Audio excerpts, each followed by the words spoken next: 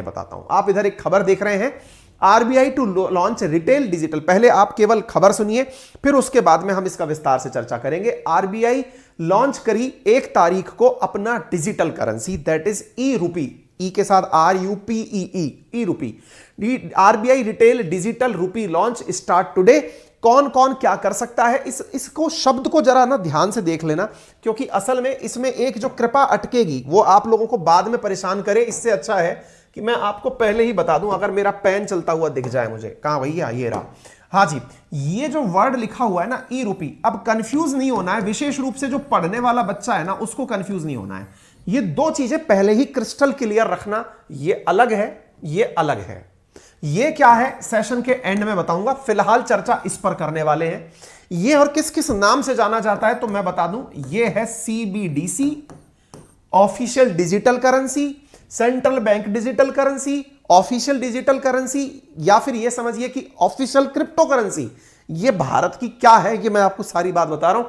यही नोटबंदी 2.0 ला सकती है। वो कैसे, मैं वो आपको आज के सेशन में स्थापित करूंगा, और आप इस चीज को दिमाग में बिठा के रखिएगा। सेशन के एंड में आपको मुझे कमेंट के अंदर आंसर देना है, सेशन खत्म होने के बाद, अभी नहीं। उसमें आपको यह बताना है क्या ये नोटबंदी 2.0 है। चलिए शुरू करते हैं। तो साहब, आपके सामने आरबीआई के द्वारा एक जो चीज कल लॉन्च हुई उसके बारे में चर्चा की जा रही है। क्या लॉन्च हुई साहब? एक पायलट प्रोजेक्ट रन हुआ है। पायलट प्रोजेक्ट क्या होता है? पायलट प्रोजेक्ट पहले मैं आपको बता देता हूं। जैसे मान लीजिए कि आपको 1000 लोगों का खाना बनाना है ना?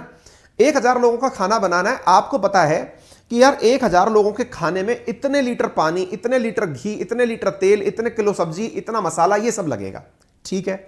लेकिन उसी प्रपोर्शन को 1000 से घटाकर मैं 1 पर ले आऊं कि यदि मैं ऐसे ही 1000 लोगों के लिए अगर 1000 लीटर पानी डलता है, उदाहरण के लिए समझना, तो 1 के लिए लगेगा 1 किलो 1 लीटर।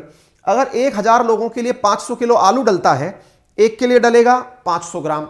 ऐसे कैलकुलेशन करेंगे ना आप, तो जो बात बड़ी संख्या के लिए हो सकती है, अगर मैं उसी प्रपोर्शन में एक छोटे व्यक्ति यानी 1 नंबर के लिए, एक छोटे समूह के लिए मैं अगर वही काम करके देख लूं, पहले भाई मुझे एक बात बताओ, मैं जिस प्रक्रिया से 1000 लोगों का खाना बनाऊंगा उसी प्रक्रिया से मैं यदि एक व्यक्ति का बना के देख लूं, तो मुझे यह तो पता चल जाएगा ना कि 1000 को यह स्वाद बुरा लगेगा कि अच्छा लगेगा।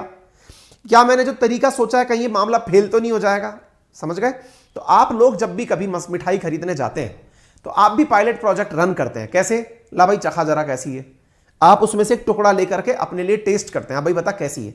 वो जो प्रक्रिया है ना, वो उस पूरी मिठाई को एक बार में जज करने की है कि ये सही है कि बेकार है। ऐसे ही अगर 1000 लोगों के लिए कोई काम हो रहा है, उसको एक व्यक्ति पर करके देख लिया। अब देश की आबादी 140 करोड़ होने वाली, 140 करोड़ के लिए जो काम होना है उसको मान लो 50,000 लोगों पर करके देख लिया। इस प्रकार के काम को पायलट प्रोजेक्ट कहा जाता है। अगर ये इन पर सही निकल गया, यानी इनके ऊपर ये सप्लाई सही हो गई, तो फिर तो भाई ये सबके लिए लागू कर दिया जाएगा। तो पायलट प्रोजेक्ट समझ में आ गया क्या है? कल से क्या हुआ है, एक पायलट प्रोजेक्ट रन हुआ है जिसमें पायलट प्रोजेक्ट के अंदर digital rupee creation, distribution, retail use की पूरी प्रोसेस को बारीकी से परखा जा रहा है। चलिए साहब, ये बात भी समझ में आ गई। अब ये करता क्या है, करने वाले क्या है, मैं बताता हूं। यहां पर एक डिजिटल टोकन को लीगल टेंडर का रूप दिया जा रहा है। यह है क्या, मैं आपको आसान भाषा में समझाता हूं। आसान भाषा में समझने के लिए आरबीआई के द्वारा अपना एक प्रॉपर वीडियो जारी किया गया, पहले आप वो देखें, फिर हम आपको यह बात बताएंगे। ये आरबीआई का वीडियो है, तो आप इसको पहले देख लें। ये रूप पहचान लें आप, ये साइन होगा ई रूपी। Multiple nations are experimenting with the digital form of currency based on their respective motivations. With today's pilot launch of digital rupee, ये साइन याद रखना, ER, रूपी वाला साइन तो अपना है ना? In providing digital financial services in the world, you would be able to use digital rupee with the same. ये याद रखना, जैसे पेटीएम का अपना स्कैनर आता है ना, वैसा स्कैनर होगा इसका। Issued by the Reserve Bank of India. बड़े बड़े पॉइंट लिख लो अभी से ही। पहला पॉइंट, क्या ये नोटबंदी 2.0 है? नंबर दूसरा पॉइंट, क्या ये बैंकिंग लोगों को, बैंकिंग के कर्मचारियों को, बैंक के वर्कर्स को बेरोजगार कर देगा? ये बहुत बड़ा काम होने जा रहा है। भविष्य की कल्पना मैं आज आपके साथ बैठ के डिस्कस कर रहा हूं, फिर भविष्य में काश इस वीडियो को दोबारा देखना, क्योंकि ये सेव हो जाएगा। क्या ये बैंकिंग के लिए अपने आप में एक बहुत बड़ा कदम होने जा रहा है, क्योंकि बैंक में कर्मचारियों की संख्या इस वजह से घट जाएगी। बड़ा पॉइंट है ये। Let us understand the journey of digital rupee for the common public, which will traverse the path from the Reserve Bank of India to your mobile app in seconds.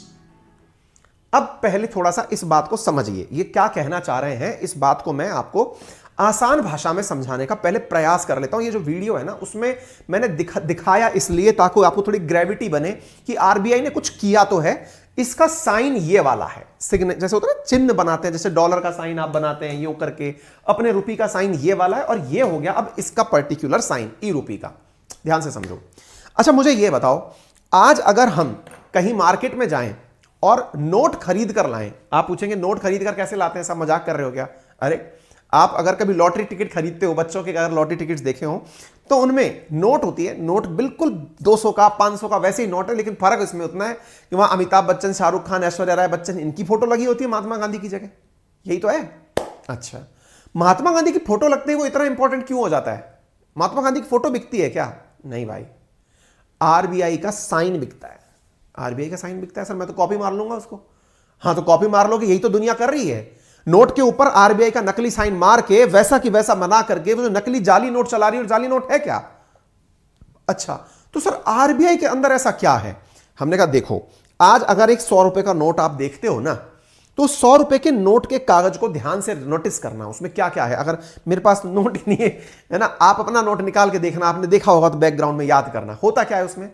भाई महात्मा गांधी की फोटो लगी है, या कोई उसके पीछे चिन्ह लगा है, या उसके अंदर एक तार सा डला है जिसके अंदर Bharat Bharat, India India, RBI RBI क्या लिखा है, उसके ऊपर सिग्नेचर लगा है क्या, लाइट में जलाने पर उसके अंदर कुछ दिखता है क्या, उसके अंदर कुछ टेढ़ा बांका लिखा हुआ है क्या, उसके अंदर ये सब चीजें देखोगे ना, आपको पता है एक नोट छपने की लागत कितनी आती होगी। जस्ट एन अजम्पशन लीजिए आप एक बार, 15 रुपए से लेकर 17 रुपए तक 100 का नोट छपने का खर्चा है। आप क्या बात कर रहे हो सर, कलर प्रिंटिंग तो बहुत सस्ती है। कलर प्रिंट मुश्किल से मुश्किल सर बल्क में कराओगे तो बहुत सस्ती पड़ जाएगी सर। वैसे तो प्रिंट 50 पैसे में निकल आएगा, रुपया भर में निकल आएगा। हाँ तो मैंने कहा ठीक है, कलर प्रिंट 2-3 रुपए में निकल जाना चाहिए, और सर A4 साइज में तो कई 100 के नोट कट जाएंगे। आप सोचो आरबीआई पागल है, एक नोट की छपाई के ऊपर 15 से 17 रुपए खर्चा होता है ना। कारण है आप केवल नोट छापते नहीं है, नोट के अंदर जो फीचर्स डल रहे हैं उनकी कॉस्ट है। इसके अलावा उसकी ट्रांसपोर्टेशन कॉस्ट है। ट्रांसपोर्टेशन भाई, जहां जहां पे प्रिंटिंग हो रही है वहां से लेकर के उस नोट को भारत के विभिन्न कोनों में पहुंचाया जा रहा है ना, ट्रांसपोर्टेशन कॉस्ट है। अच्छा तो फिर बोले सर फिर क्या होता है? हमने कहा ये जो कहानी नोट की छपाई से लेकर के आप तक पहुंचने की है, इसमें प्रति नोट 15 से लेकर 17 रुपया खर्चा है। आपको एक आंकड़ा बताता हूं जिससे आपको अंदाजा हो जाएगा। क्या आंकड़ा है कि इस बार यानी इस साल आरबीआई ने केवल नोट की छपाई पर पता है कितना खर्च किया है? 5000 करोड़ रुपया खर्चा हुआ है नोट की छपाई पर। अजी साहब ये तो वन टाइम इन्वेस्टमेंट है, कर दिया तो क्या है, हैं? एक बार के लिए कपड़े खरीद लिया आपने, साल भर घिसोगे उनको। मैंने कहा भाई लेकिन फिर घिसने के बाद तो फिर खरीदने पड़ेंगे। बोले मतलब? हमने कहा भाई ये जो तुम्हारे नोट है ना, ये चलते चलते घिसते भी हैं, फटते भी हैं। कई बार कहते हैं ना भैया मैं नहीं लूंगा ये फटा नोट, भैया मैं नहीं लूंगी ये फटा नोट। वो जो फटा नोट है वो जाता कहां है?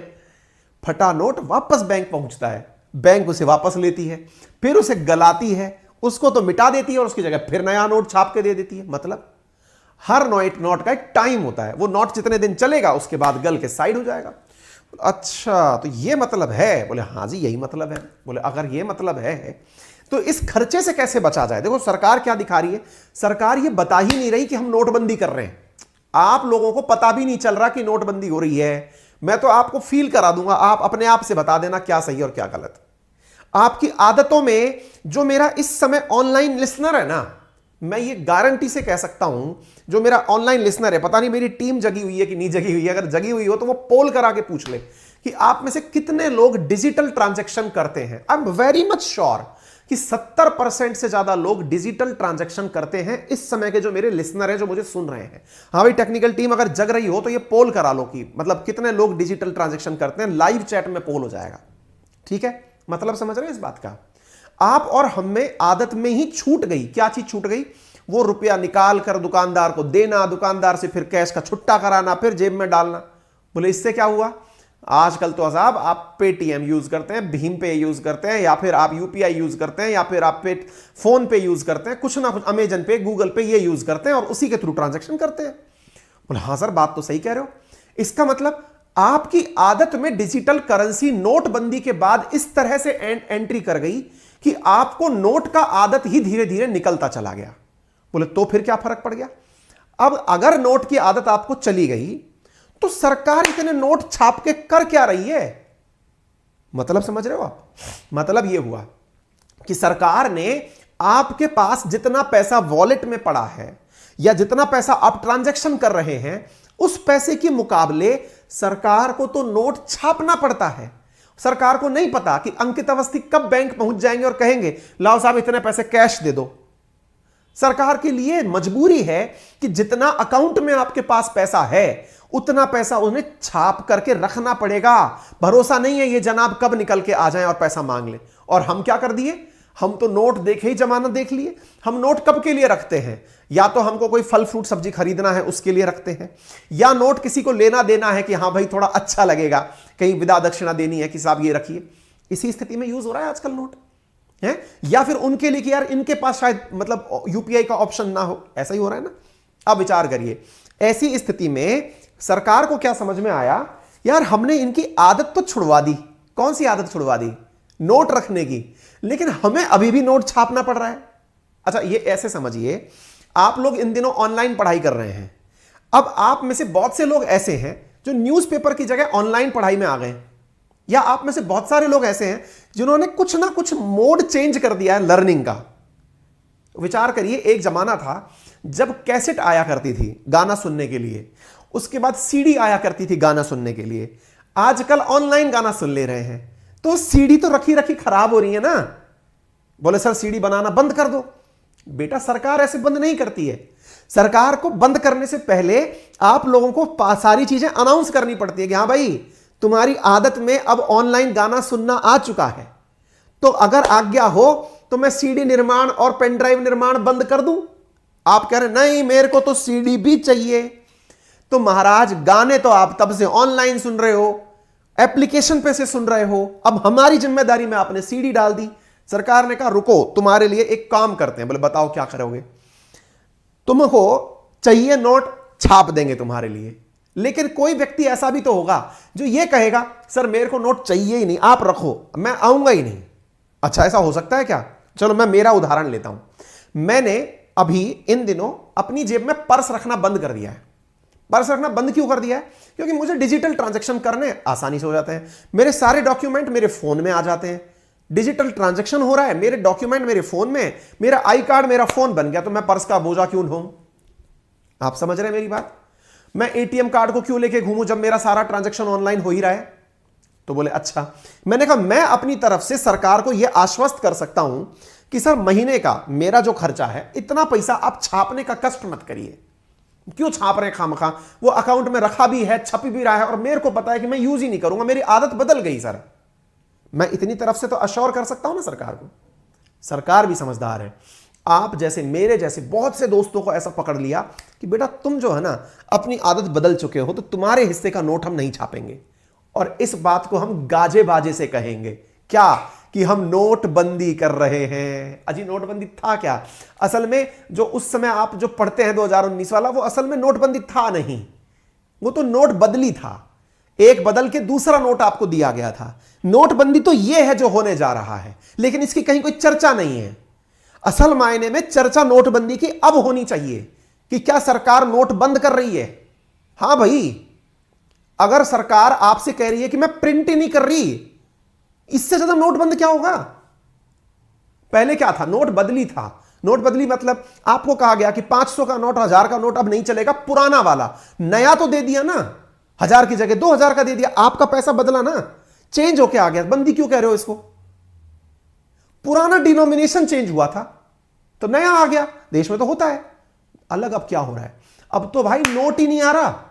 नोट ही नहीं आ रहा मतलब आपके अकाउंट, तो सर फिर हमारे अकाउंट में आएगा क्या? बैंक में जाएंगे तो आएगा क्या? अब बेटा बैंक वालों की मुसीबत सुन लो। बैंक में क्या आएगा? बैंक में रुपया नहीं आएगा। तो बैंक में रुपए की जगह आप जब जाएंगे बैंक वाले के पास, भैया मेरे को पैसा देना, बोल मोबाइल लाओ अपना आगे, बोल लो, बोल ले, बोल ये क्या है? बोल अकाउंट में देख चित्र आ गए तेरे मोबाइल में। बोल काय के चित्र आ गए?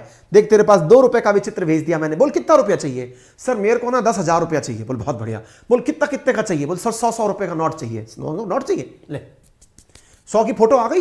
बोले हाँ आ गई। कितनी फोटो आ गई? भाई 50 आ गई। चल 5,000 हो गए तेरे पास? हाँ। बोले हैं? फोटो से काम चले? और खिंचा लो सेल्फी। सरकार ट्रेंड हो गई बेटा, वो फोटो देखकर समझ गई कि इन लोगों को ना मोबाइल का ज्यादा फर्क पड़ता है, इनको पर्स में।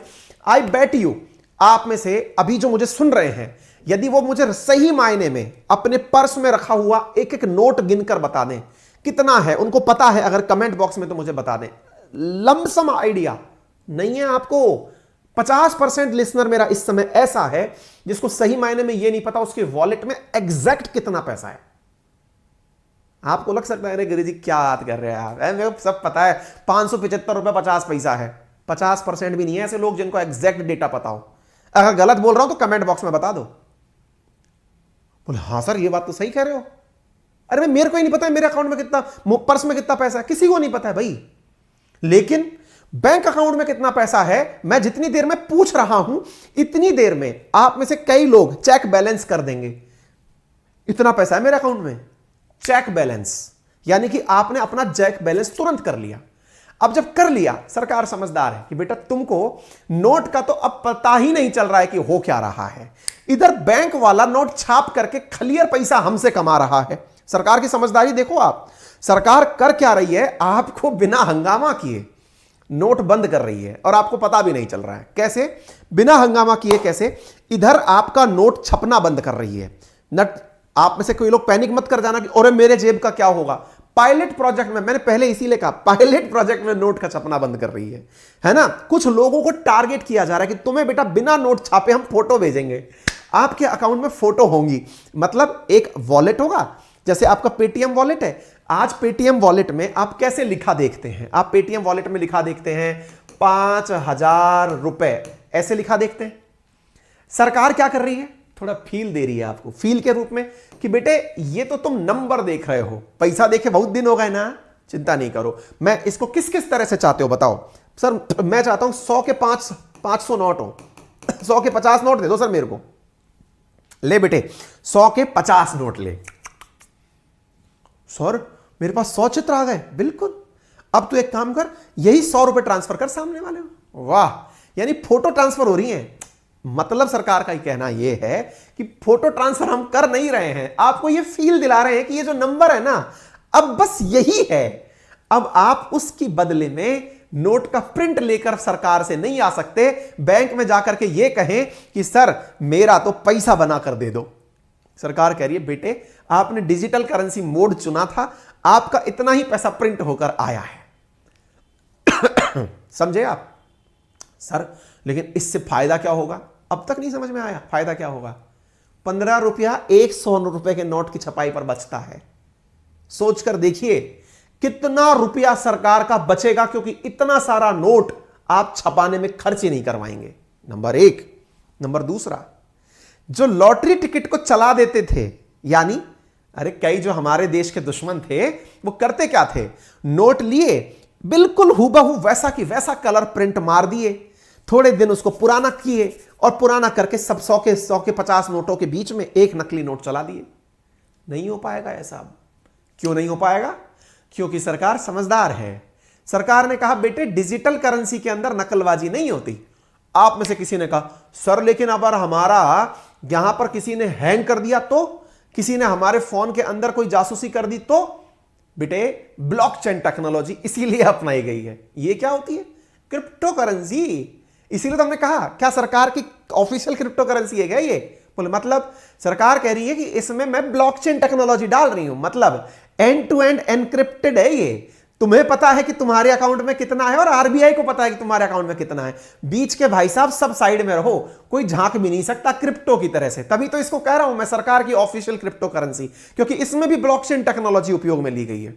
वाह जी वाह। मतलब दो बातें क्लियर। पहला, छपाई पर खर्चा बंद, नकली नोट बंद। तीसरी चीज, हमारी आदत का सरकार ने फायदा उठा लिया। भाई साहब, सरकार तो फायदा उठा गई आपका, एक और बड़ा गेम खेल गई आपके साथ और आपको पता नहीं चला। क्या सब क्या खेल गई बताओ सर, हमको पता होना जरूरी है हमारे साथ क्या हो गया आपके साथ। आपकी आदत बदल के ऑनलाइन आदत ऐसी कर दी कि अब आपका हर ट्रांजैक्शन सरकार की नजर में है। वो कहते हैं ना, टीवी उसका कैमरे का एडवर्टाइज आता है कि ऊपर वाला सब देख रहा है, तो यहां ऊपर वाला सब देख रहा है कि आप ट्रांजैक्शन कितना कर रहे हैं, और वो जो सब देख रहा है उसके बाद आपके ऊपर टैक्स लायबिलिटी जो बनती है वो क्लियर है सरकार को। एक और बड़ा नुकसान बताऊं, हालांकि वो कम लोगों का है लेकिन बड़ा नुकसान। अभी फिलहाल के लिए बैंक के लोग करते क्या काम है, जरा विचार करिए। बैंकिंग है क्या, मेरी और आपकी भाषा में बैंकिंग है क्या? डेबिट और क्रेडिट, ये एक जगह, एक ऑफिस है, वहां पर बैठे कुछ कर्मचारी हैं, वो किसी का पैसा जमा करते हैं और किसी का पैसा बाहर निकालते हैं। यही है ना बैंकिंग। फिलहाल के लिए बैंकिंग क्या है? डेबिट क्रेडिट, मेरा पैसा जमा हो रहा है, उसका पैसा निकल रहा है। बोले हां सर। अब विचार करो, आपको ना तो पैसा जमा कराना ना पैसा लेना। क्यों साहब? अरे एटीएम जाने की जरूरत कहां है, आपके मोबाइल में आ तो रहा है सारा। अब मैं फिर से एक डायलॉग बोलता हूं, आप लोग कहेंगे गजब हमको लेके कॉन्फिडेंट हो रहे हैं आप। मैं आपसे सवाल पूछ रहा हूं, आप मुझे जवाब दीजिए। बताइए, मैं ये फिर से गारंटी से कह सकता हूं, आप में से लगभग 50% लोग ऐसे हैं जो पिछले 6 महीने में एक बार भी बैंक नहीं गए हैं।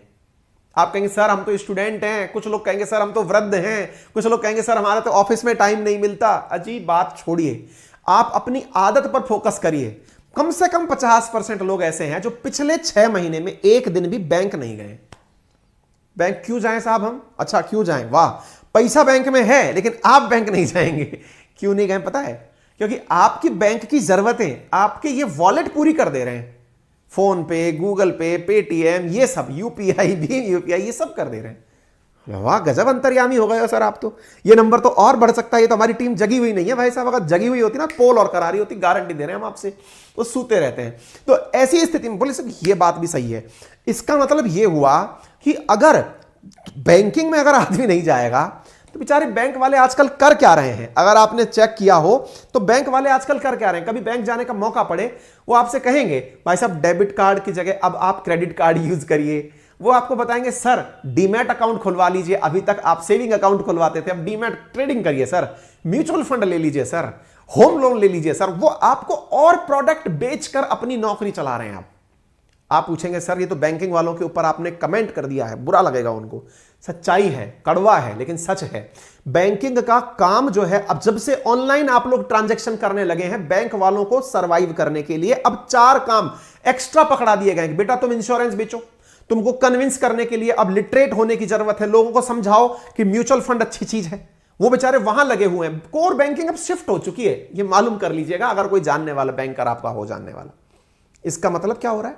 इसका मतलब बैंकर्स की जो नौकरी अब तक डेबिट क्रेडिट जो आप अकाउंट के विंडो पर जाकर करते थे कि हां साहब इतना रुपया कैश दे दीजिए, इतना ले लीजिए, अब तो वो कुछ लोगों का काम बच गया है। जो ये जनरेशन है ना अपनी वाली, जो इस समय की मोबाइल युगीन जनता जो है, ये सब बदल चुकी है। कुल मिलाकर के चौथा पॉइंट निकल के आ गया, सरकार ने डिजिटल करेंसी करके प्रिंटिंग छपना बंद। दूसरे पॉइंट आपको हमने बता दिया, इससे जाली नोट छपना बंद। नंबर तीसरा पॉइंट आप लोगों का सेफ सिक्योर मामला हो गया। सरकार को फायदा यह हो गया कि टैक्स की पता चल जाएगी।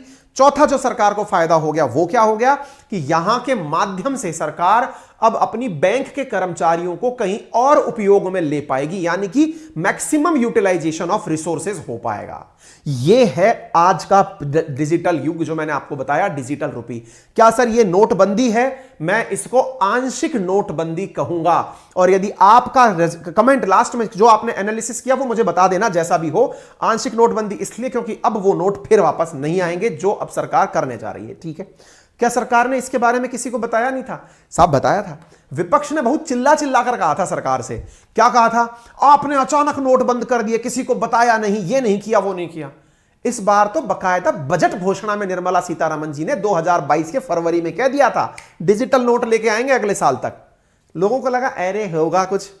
बेटा जी आपके सामने नोट बंद हो रहे हैं, लोग बदल रहे हैं। दिसंबर 1 को सरकार लॉन्च कर दी। और एक बात बताएं, यहां पर भी 2 प्रकार का तरीका अपनाया गया है।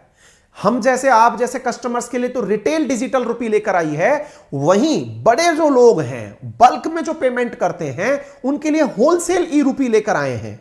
और वो तो लास्ट मंथ 1 नवंबर से शुरू हो चुका है पायलट प्रोजेक्ट, और ये अब जाकर के शुरू हो रहा है। आपके मन में एक सवाल आ रहा होगा, सर ये कोई काम इंडिया के बाहर भी कहीं होता है कि ये सारी क्रिएटिविटी हमारे लिए ही बनी है? बेटा यूएई हमसे पहले से कर रहा है। दुबई वाला देश जो है क्या कर रहा है सर? वो भैया वहां पे 50% एम्प्लॉय को सैलरी मिलती ही डिजिटल करेंसी में है। सर इसका फायदा अभी आपको मैं एक अलग सेशन और कर सकता था इसके ऊपर। वर्ल्ड बैंक की रिपोर्ट है कि इंडिया में इस बार जो विदेशी मुद्रा आ रही है, रेमिटेंसेस जो कमा कमा के लोग अपने घरों को भेज रहे हैं, वो $100 बिलियन क्रॉस होने जा रही है। $100 बिलियन। तो जो यूएई में गए हुए भारतीय हैं, जब उनका पैसा अकाउंट में डिजिटल आ रहा है तो वो डिजिटल ही इंडिया भेज दे रहे हैं। मतलब समझते हैं इसका? पैसे का ट्रांजैक्शन देश से बाहर बहुत आसान होता है, क्योंकि आरबीआई पता है क्या कह रही है? नोट को डॉलर में बदलवाने की जरूरत नहीं है, मैं सीधा ई रुपी को डॉलर में बदलवाओ, येन में बदलवाओ, पाउंड में बदलवाओ, जो बदलवाना है यहीं से बदल दूंगी, खत्म। हाँ, खेला खेल गए गुरु, आप बहुत सही खेल रहे हो। मतलब आरबीआई ने अनाउंस इसका खूब अच्छे से किया था। तो उम्मीद है कि ये जो सीबीडीसी शब्द है, सेंट्रल बैंक डिजिटल करेंसी, ये शब्द की व्याख्या आपको बेहतरीन तरीके से समझ में आ गई होगी। ब्लॉकचेन टेक्नोलॉजी पर आधारित है। 1 नवंबर से होलसेल ए रुपी शुरू हो चुका है। इसका रेस्पॉन्स बताऊं कैसा रहा? जानकर आश्चर्य होगा, प्रतिदिन 250 करोड़ रुपए से ज्यादा आजकल होलसेल ई रुपी से लोग पायलट प्रोजेक्ट में ट्रांजैक्शन कर रहे हैं। तो सर ये होलसेल वाला किसको दिया गया था? बड़ी बड़ी उनको दिया गया था, बड़ी बड़ी कंपनियों को। पायलट प्रोजेक्ट में कुछ कंपनियों को सेलेक्ट किया गया था, कहा गया था कि तुम लोग होलसेल के अंदर पेमेंट इससे करके देखो, रुपया बंद कर दो। उन्होंने कर दिया। 250 करोड़ रुपए से प्रतिदिन ज्यादा जो है ना वो हो रहा है इस समय पर। यह काम SBI, bank of Baroda, union bank, HDFC, ICICI, इन बैंकों के माध्यम से किया गया था होलसेल वाला। और रिटेल वाला जो है वो अभी फिलहाल 4 बैंकों के द्वारा 4 शहरों में किया गया है। तो ये होलसेल सीबीडीसी 1 नवंबर को शुरू हुआ था और रिटेल वाला 1 दिसंबर से शुरू हो रहा है। ये रिटेल वाला हो गया जो हमने आपको अभी बता दिया। होलसेल क्यों लाए थे? वही सेम काम कि बार बार किसी व्यक्ति को बैंक क्यों भेजना कि लो हमारा पैसा जमा करो। नहीं कर रहे हम, सीधा कैश की जगह उससे काम कर रहे हैं। अब आपके दिमाग में एक सवाल आना शुरू होगा, सर ये बात तो फिगर देखो, 287.5 करोड़ हैं डेली बेसिस पे ट्रांजैक्शन हो रहा है। अब आपके दिमाग में एक सवाल आने लगेगा, तो रुपया वर्सेस ई रुपी में अंतर क्या है? ये परिभाषा में ई रुपी, पहला देखो, ये फिजिकल फॉर्म में होता है अपना रुपया, ये डिजिटल फॉर्म में हो गया। दूसरा, इसे छापने पर छपाई खर्च होती है, इस पर छपाई का झंझट नहीं है। इसमें 100 रुपए का नोट छापने पर इतना खर्चा है, इसमें कोई खर्चा नहीं है। इसमें फटने या खराब होने का खर्चा है, इसमें कोई नहीं है। इसमें चोरी होने का खतरा है, कोई खतरा नहीं है। नोट के नकली होने का डर है, इसमें कोई डर नहीं है। उम्मीद है ये सारे पॉइंट आपको अब क्लियर हो गए होंगे। अगर हो गए हो तो वीडियो को लाइक कर देना। इतने लोग लाइव चलते हो, लाइक करते हो इत्तू सा है, शेयर करते हो इत्तू सा। इतनी मेहनत को इतने प्यार से समझाने के लिए कुछ तो कर दिया करो यार।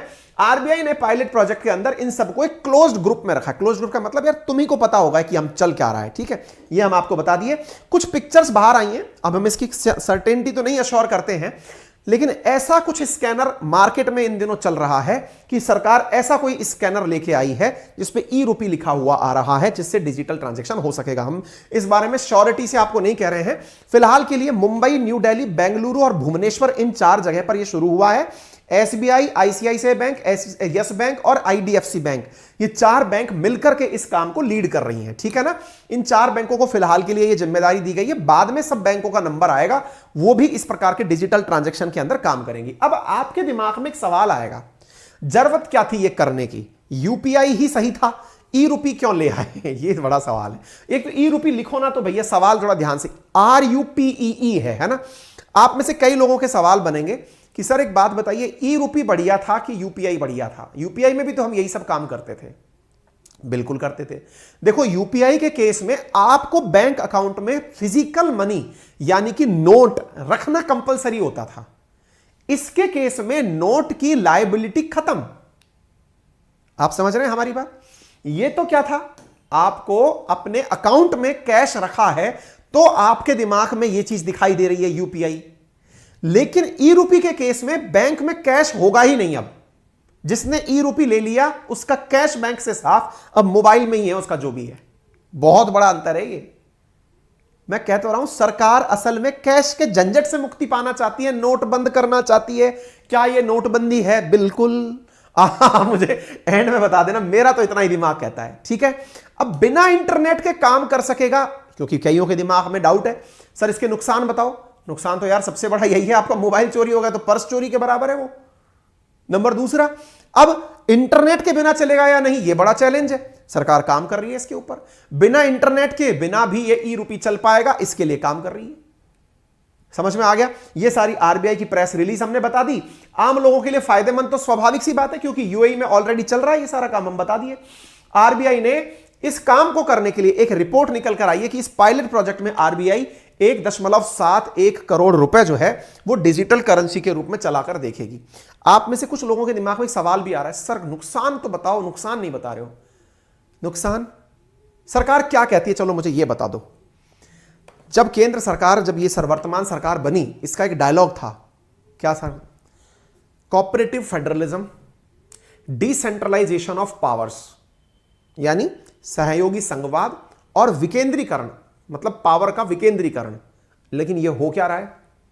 सारी पावर का केंद्रीकरण हो रहा है, रिवर्स हो रहा है। ये बोले कैसे?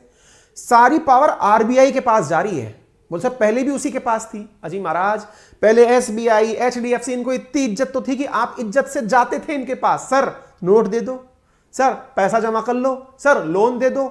मैनेजर साहब को बुला के चाय पिलाते थे आप, सर लोन थोड़ा सा देख लेना हमारा। अब क्या हो रहा है?